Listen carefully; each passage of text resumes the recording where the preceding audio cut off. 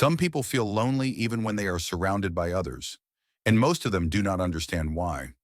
Loneliness is often misunderstood. We usually think it only happens when someone is physically alone. But for many people, loneliness appears in crowded rooms, in everyday conversations, and even in close relationships. It is quiet, subtle, and often invisible to everyone else. You can be talking, laughing, and sharing moments, yet still feel disconnected.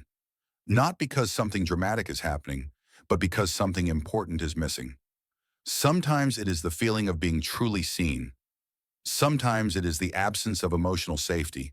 And sometimes it is simply the sense that no one is really listening.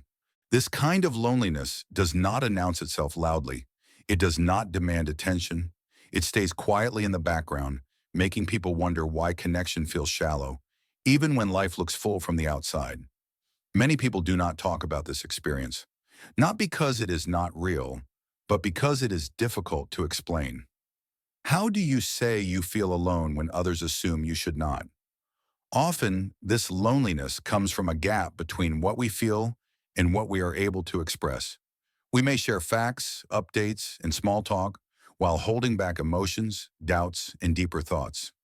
Over time, conversations stay on the surface. Connections feel polite but distant, and slowly that distance grows. People may begin to feel emotionally isolated even while being socially active, not because they lack people in their lives, but because the connection does not reach the places where it truly matters. Psychologists often describe loneliness as a subjective experience.